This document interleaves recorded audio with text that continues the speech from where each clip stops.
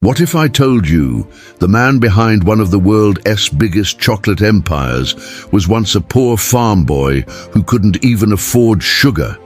This isn't just a story about chocolate, it's a story of failure, grit, and a dream that refused to melt away.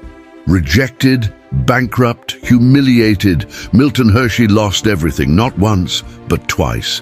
But instead of giving up, he turned bitterness into sweetness, literally. Here's how a broke farm boy built a global chocolate empire. When everyone laughed at his failures, Milton Hershey kept believing that sweet success comes to those who never stop trying. Each failure was just a recipe test, a painful but necessary ingredient in the making of his empire. He understood something profound. Failure isn't the opposite of success, it's the ingredient. His journey teaches us that the path to greatness is rarely a straight line. It's a winding road filled with setbacks, lessons, and the unwavering belief that your next attempt could be the one that changes everything. Milton Hershey was born into a world far from the sweet luxury he would later create. Growing up in rural Pennsylvania in the mid-1800s, life was a constant struggle. His family was poor, and their hardship was compounded by his father, a restless dreamer who was always chasing the next big thing, from oil prospecting to get-rich-quick schemes.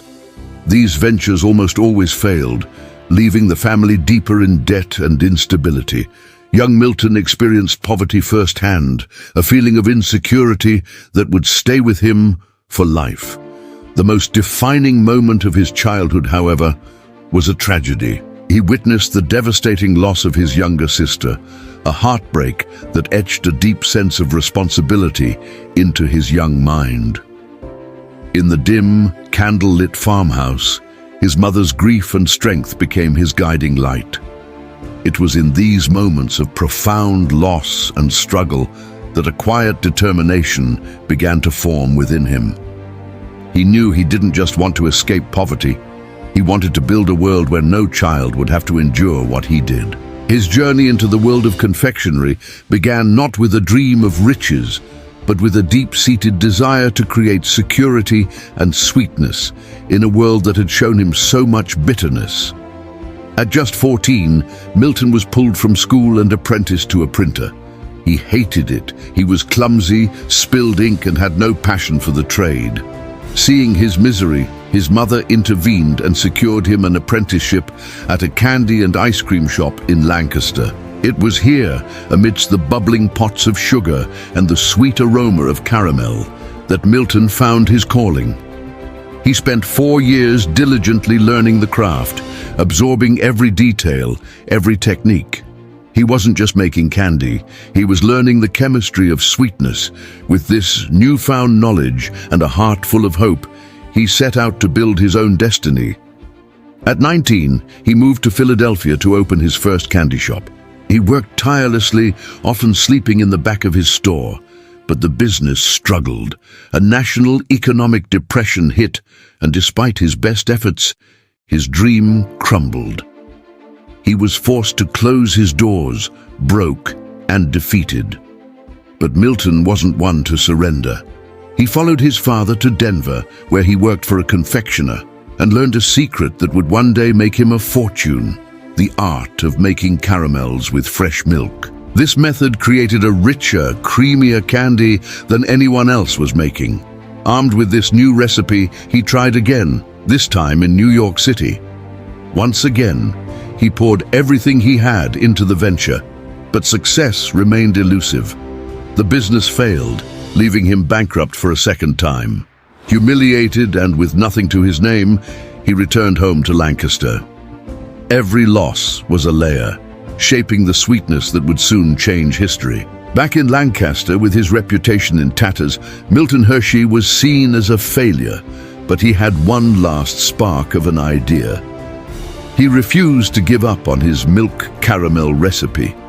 He managed to secure a small loan, betting everything on the unique quality of his product.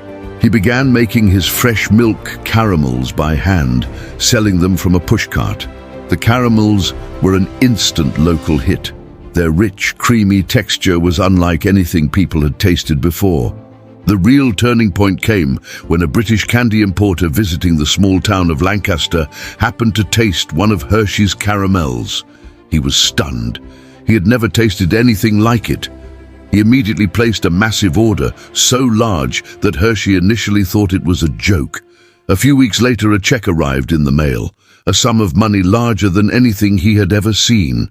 As he held that letter, his life changed overnight.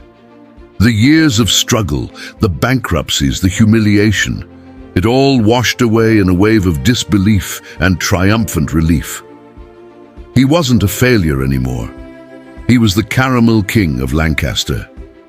With the success of his Lancaster Caramel Company, Hershey became a wealthy man, but his ambition didn't stop there. In 1893, he attended the World's Columbian Exposition in Chicago, a spectacular showcase of innovation from around the globe. Amidst the marvels, one exhibit captivated him completely, a display of German chocolate-making machinery.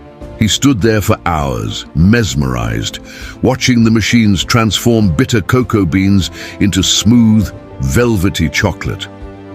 At that moment, a new vision was born. He saw the future.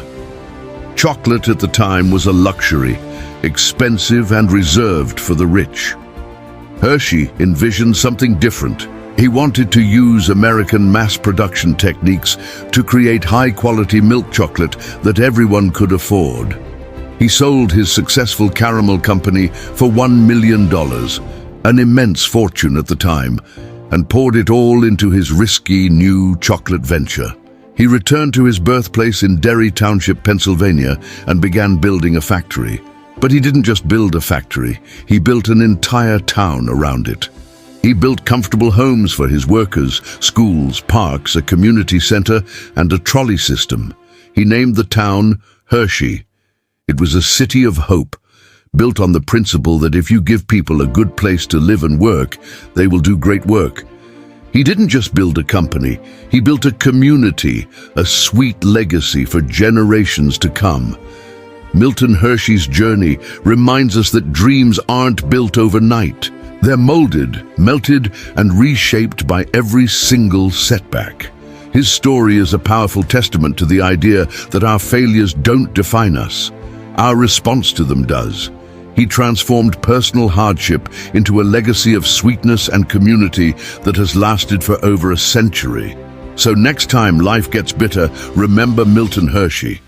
Remember that you might just be one ingredient away from creating something truly sweet. If you love stories of real people who turned failure into a lasting legacy, please hit that subscribe button and ring the bell. Let's keep learning from history's greatest underdogs together. Thanks for watching.